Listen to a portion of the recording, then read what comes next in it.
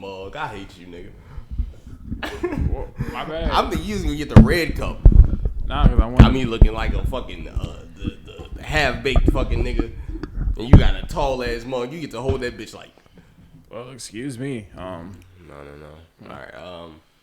I don't know where we start. Are we about to start? Yeah, well, I mean, fuck it. I'm gonna start the episode off with you talking about my mug. So. Fuck. Yeah. All right. So. All right, guys. This is Geek Goonz here, and I guess since he didn't did the intro last episode, I get to do this. Absolutely. Well, last review. So today we're gonna be reviewing Young Justice, episode 18. This time I am correct on the episode. Season 4. He gets to keep his $5 this time. Oh yeah, because I was that right. metaphorical $5. Yeah, I was right. Yeah, but I mean on his ass. It was the Phantom Zone. No, but that was the Phantom Zone. Was I right? Was I right? I know my shit. I know my shit. He knows his shit. I'll give him that. So that metaphorical $5 is in your possession at the moment, and again, we'll just move that back and forth. Also, I want to talk about the other stuff, but I really want to just cut straight into the Superman stuff, Superman related-ish stuff on that episode. What's Superman? So they introduced General Zod. Oh yeah, they did. Yes. Oh yeah, they did. Yeah. Yes. They did. Yeah. Zod. You're talking about Lord Zod, right? Yeah. That was hard. And that boy is in the same family. That's his son, or that's like in the same Zod like house like that. Because I got the same symbol. I'm like, what the fuck is about to happen to Superboy? Yeah, man. That episode was insane. I liked how, just touch on more of the realism aspect of this show, because that's really important in this show. The opening. Hold on. We're going to get into it. Let's get to the Superman. Oh, you really want to jump into the Superman? Did you see what shirt he's wearing? I'm wearing the Superboy shirt because I knew my boy, I knew where he was at, and I was like, free my homie from the Phantom Zone. He ain't do shit technically, but save a motherfucker, so. Yeah. He does need to be out of the Phantom Zone. You were right on that. How did you know it was a Phantom Zone? Out of curiosity. So it was having the same characteristics of the Phantom Zone, where like, okay. You couldn't touch objects physically. He was in there with a bitch named Phantom Girl. Ah, yeah. Like where would this girl take him? The Phantom Zone. She had her name Phantom. And for anyone, like, if you're watching this review and you haven't started from like episode 1, season 1 of Justice League, I highly recommend it. That way, you can better understand what we're talking about, and 2, season 1 of Young Justice. See, what did I say? You said Justice League. Fuck me. Season 1 of Young Justice. Check it out and start the show. That's for anybody, so you can absolutely know what we're talking about, because you will not be disappointed. It's a ride the entire way through. Trying to knock the mic over? Maybe. Yeah. So yeah, I really like it's crazy. And then the black dude that's like, so now we're about to sort of get out of the Superman, but the guy that his name of is Norzod or whatever, Norzod or whatever. Oh yeah. And you find out Megan's brother, I think it's Oliver Ock. Yep. Or he's working with him at Mantis from the last season. Yeah. And Darkseid is just like making his move. Like he's about to be the front and center villain. Yeah. And I think that's very. I mean, is he ever the front and center villain though? I mean, he is about to be the front and center villain, but we all know the big bad, the Thanos-esque character is Vandal. You know how fucking badass that was. Darkseid was right there, and he wouldn't even speak to Makala. Like he had his that motherfucker was like turned back with his and arms he was asking him the question. He was asking Darkseid the questions, and his assistant or like whatever was fucking answering everything. Yeah, and I even find it crazy. Makala. I'm just gonna say Megan's brother. That nigga's name is not the easiest. He was luring prisoners, like people who could possibly be revolting against Darkseid, luring them out to kill them, and it was just interesting. Or to torture them or re-educate them. Yeah, that's like, yo, this is wild. This man is like on the wrong side. So technically, I wonder how did Megan not get that from his mind, unless she didn't get it because she didn't rip his mind apart. Probably not. She probably held back just because it's her brother. So I would imagine she wouldn't try to rip his mind to fucking shreds. Oh, we jumped right into the spoiler shit. Oh well, like we did. I just realized that we didn't like. Well then, okay. This is the Uncoordinated. The super excited teenager on prom night getting to have sex for the first time. Yeah. We. You're just so pretty, and I've never had this moment with you. We got really excited about this episode, folks. That's funny. So yeah, about that beginning part, I was like glad that they touched on it because it's a very interesting thing. Because most shows don't ever talk about that. They act like they literally just act like special needs people don't exist in their world. And I think that's so cool how they're able to do that with this show. That they are constantly showing something new and in a thought out way. Like it doesn't just feel like, oh, we're just throwing something in here. Like we build it. We show you different aspects of it. You know what I mean? Like that shit is hard. Now I will say this: why the fuck brothers got to be the main people that they using as examples to portray like these different elements? Like, bro, why can't we? Like, there's always a black person, the one that's like the example. Yeah, like okay, like, and again, I had nothing against the LGBT community. They made Aquaman gay. Now they making the sister have a autistic child. We're just not saying there's anything wrong with anyone having an autistic child. I just say, why can't we have a situation where you're saying, okay, I see what you're saying. And then they got Violet. She's not black, but she's still a person of color. It's like, I mean, granted, it's being Muslim, so that I give a pass for that. But she's doing the religion and the non-binary thing, which ain't no issue with any of that. Yeah, it's just it feels like that they're just trying to. Like, all right, we got to make all these people that's doing these things minorities or whatever. It's I guess I never thought of it that way. Wow. It's just like, okay, so why don't you portray a white person like that? I think they have, but I know for a fact they portray some white characters being, I'm talking about in Young Justice. What do you mean? Like, they haven't really put. Oh, you mean like another super, like. Hero, yeah. And like everything that's considered controversial. Which again, that's what I do. What you call them? Quotations. Yeah, because it's not really controversial. Yeah. But I know they're just only selecting people of color for that, and I'm like, are you doing that because you? I'm thinking back on it. Like I know the kid. I mean, granted, you can say Lagoon Boy isn't a person of color. I mean, isn't a person of color. He's got to be a minority in some capacity. I mean, okay, I guess the two Atlanteans in it were like white, but then I don't even consider the whole full thing with race with the Atlanteans anyway. Mm-hmm. Yeah, because it's like it's no reason fish to be there.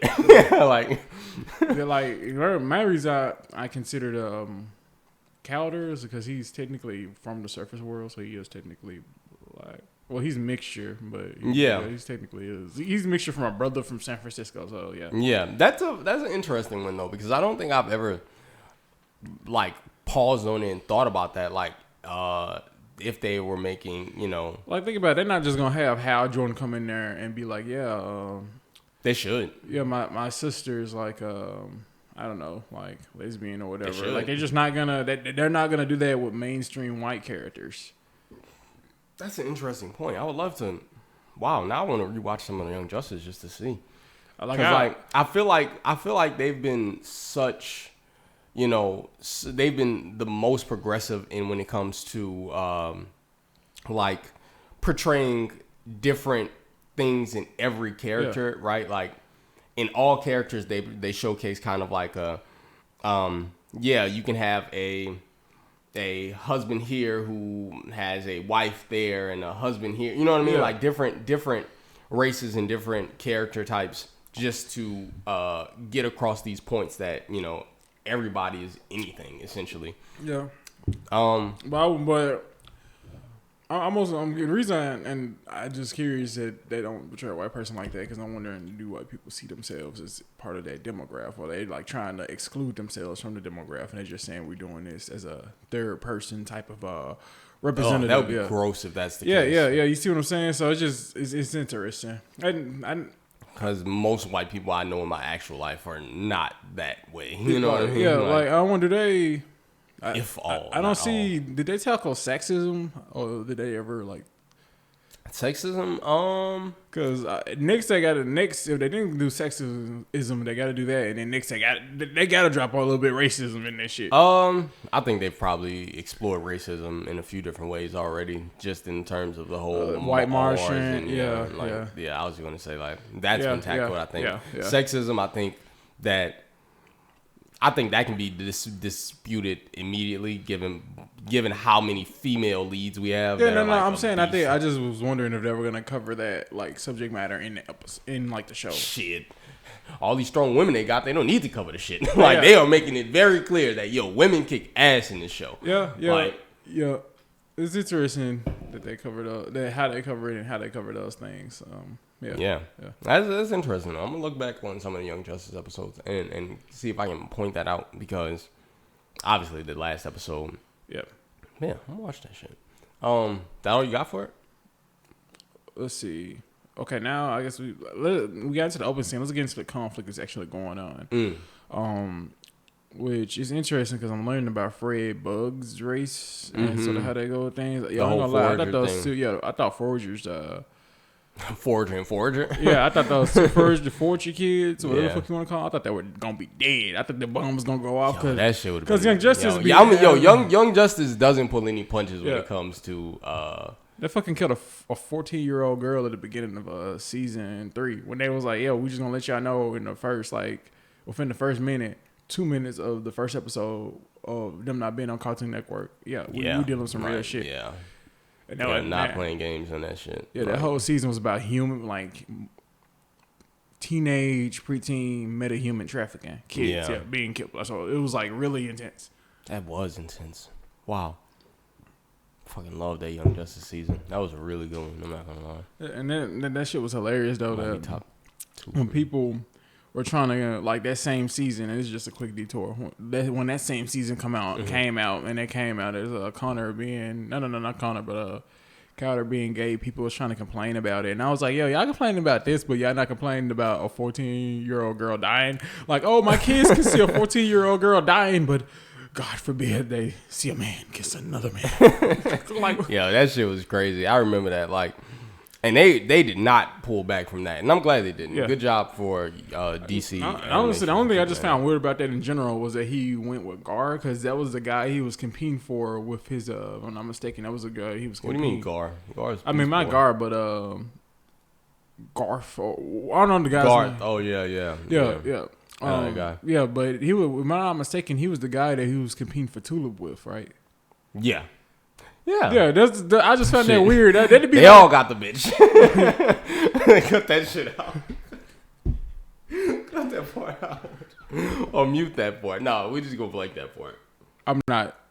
You have to. You fucking have to. That part was a bleep. That's a definite bleep. You just have to that part out. But so you saying they were the ones that they killed her? No, I'm saying I was thinking of the wife that they currently have, because they're in a 3-way. No. That Aqualad. Yeah. So I don't get how it's just weird. That'd be we've never done this, thank God, but that'd be if me and you were after the same girl, and then something happened there where he was like, you know what, I like you.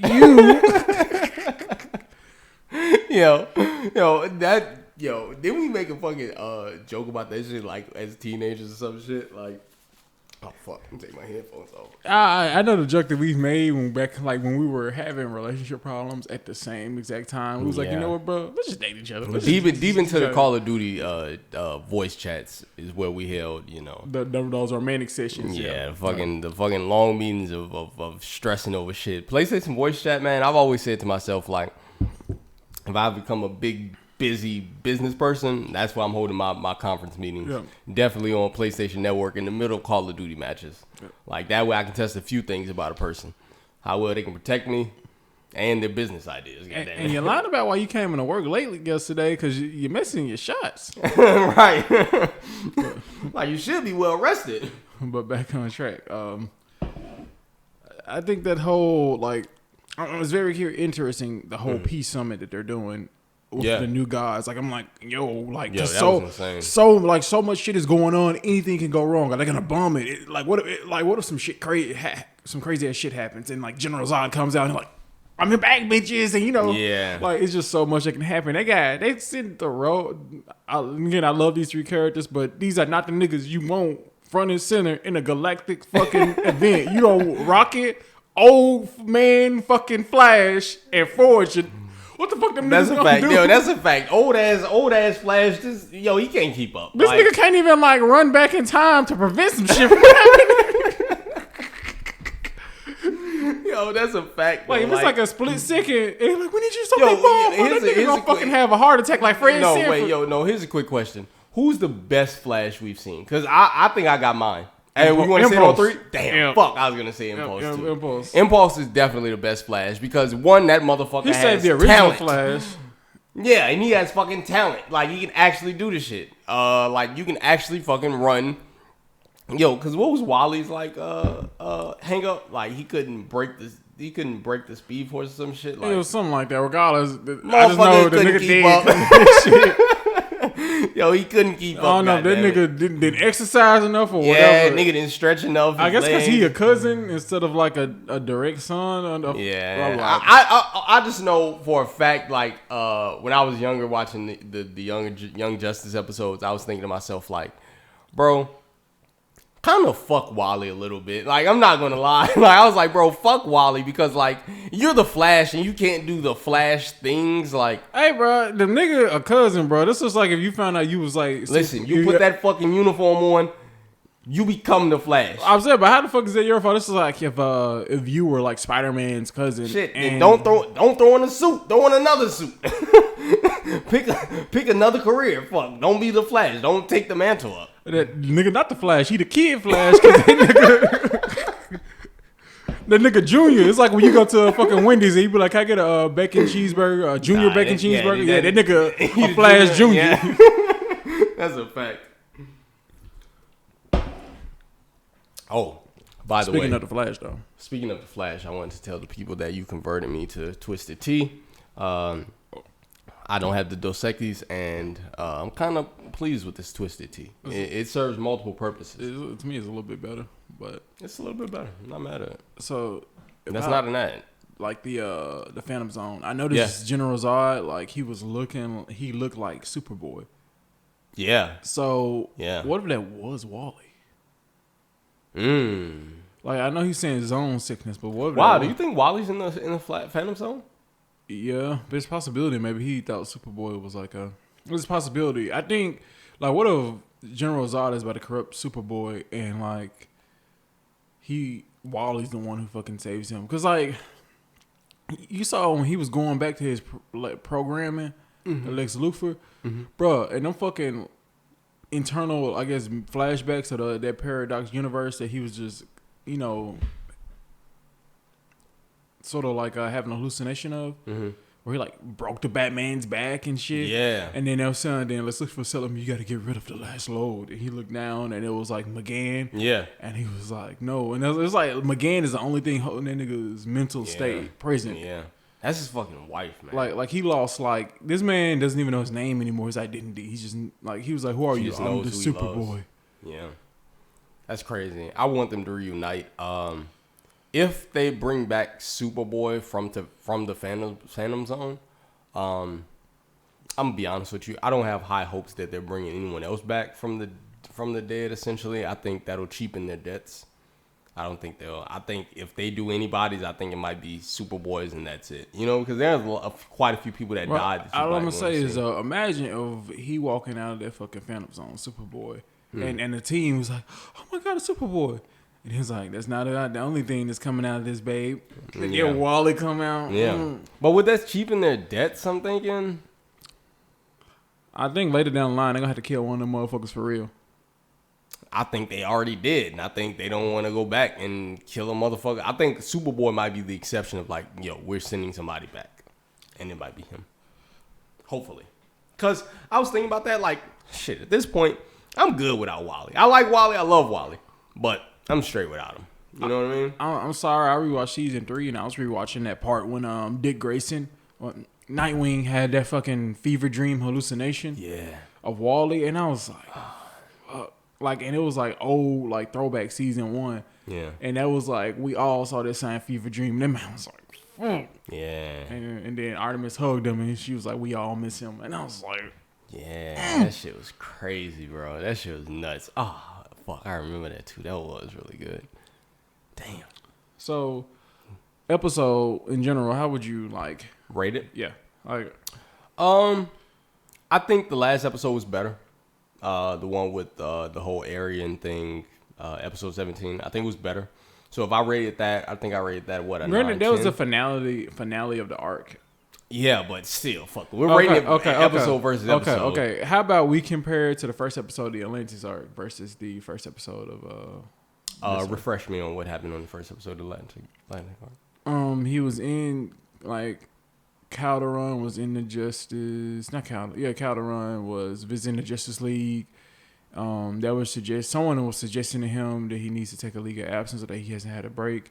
He returns home and he helps them prepare for the summit or whatever like council event that they were having. And I'm trying to remember. It wasn't like a lot. It's not one very memorable episode. Like honestly, I think this episode is better than that episode because it had so many reveals on this episode. Yeah, that's what I was gonna say. Like that's why I was waiting for you to tell me something that was like the pivotal point in that episode. If there wasn't one, then I would definitely say that this was better because I know I'm going to remember this episode. Yeah, the Phantom Zone, General Zod alone. Yeah, like it's so much shit that's going on in this one that I can't, you know.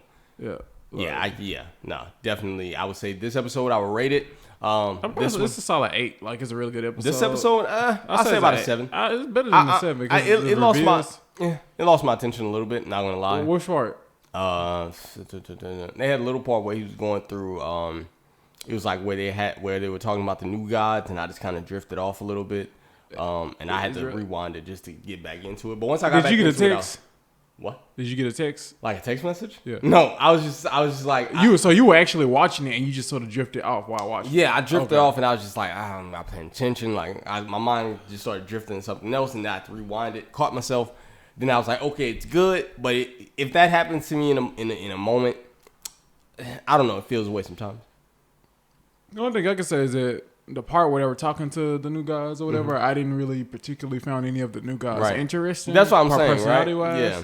Except the new guy with the blonde hair that sort of had his hair like slicked back. Yeah. The one who used a mother box to repair the guy when he lost control. That guy. He was sort of interesting because his personality sort of. Yeah. But the other guy just sort of like stiff. Yeah. Like, I feel you. Definitely. Yeah. So I would rate this about a 7 for me. About a 7. I can see why. I can lower mine to a 7.5 now that you mentioned that, but it's still like a pretty solid episode because it reveals. Like it was good. I just like I was so riding on that hype of that last one. I'm gonna be honest though. And Atlantis is a fucking great arc. I enjoyed the Mars first episode and that world sort of people than the new gods. Yeah, you remember like the first time when they were talking about the Mars shit. The Martians on Young Justice, they do a lot of like when they're talking, they do a lot of things like Mars, Gan. Like they would pause in between it, like it's like hyphenated or whatever. And sometimes that's a lot. Like it's not hard to keep up with, but sometimes it just like it's not natural to our being. So I don't know, it threw me off a little bit, but then I adapted a little bit. It wasn't that bad. So that's what I'm saying. Like for some people, I think it worked either way. For me, I caught it a little bit. Okay, question. So now that you've deepened this season, do you appreciate the Mars? Stuff. Absolutely. Yeah, I definitely appreciate the Mars arc. Because. Which I like to call it the Mars arc, just to keep it for real, keep it official, consistent. Yeah, I did like it. That kind of that touched on a lot, but this Atlantis arc out the gate to me is I'm more connected. I'm more enthused with it. You know what I mean? Like the child arc was that bitch was a problem. It was good. It was like I didn't really have any connection with Zatanna and her pupils as much as I do the original. The original like the original. I don't know. I like that. I like that. I like the Zatanna and her. And then I do. I really liked how they were like all willing to say, hey, I'll give up my life. Like at a certain period of time and certain points to do this shit. Yeah, I thought that was hard. I like it. Don't get me wrong. I'm just saying, like, in general, the stakes is always going to be higher for me when it's dealing with the original. Right. Fair enough. But I liked it because you had that girl that kept trying to steal the other people's life energy to use the magic, and I was like, "Yo, bro, you can't be doing this shit." But she was doing that shit. She was like sucking shit up from the ground. Like the first time they were like, "Okay, we get it," but then when she did this shit, like the second, I think she did it like two more times, like the second and third times, like, hey, bro, you out, like that's it. You're done. You're cooked. So I think overall, if we're gonna land on a number together, I think 7 is 7.5. You say 7.5 and I say 7. So what's that? What do you think? I guess that'd be like a 7.25. I mean, excuse me, a 7.25. Yeah. That's where we land on it as a group, as the Geek Goonz podcast, right? I guess we land there. If you haven't watched Young Justice, you just started, whatever the fuck the reason is, go. You may be a little lost if you're just watching us for the entertainment and maybe tuning into this review. Or maybe you just like the way one of us looks, so you just jerk off to us. Yeah, that I fucking hope not. I mean, look, hey, believe it or not, everyone is someone else's reason for jerking off. And that is where we end. Yeah. I wonder if there's like Superboy just in the Phantom Zone doing that right now. Like, yo, he's in there. He's got enough time on his hands. He's got to get his shit off. Come on, like. So my question is, so the Phantom Zone, if anything you believe is there, does it touch you? If you believe, like big fat booty. All right, folks, that covers us for this episode of reviews. Stay tuned as we consume more content and post more reviews. We probably should see the Sonic movie. Have you seen the first one? No, we should see the Sonic movie. Okay, I'm gonna watch the first one, I guess. Soon? Yeah. Okay. TK, right. Big Papa Reese, Geek Goonz. And yeah.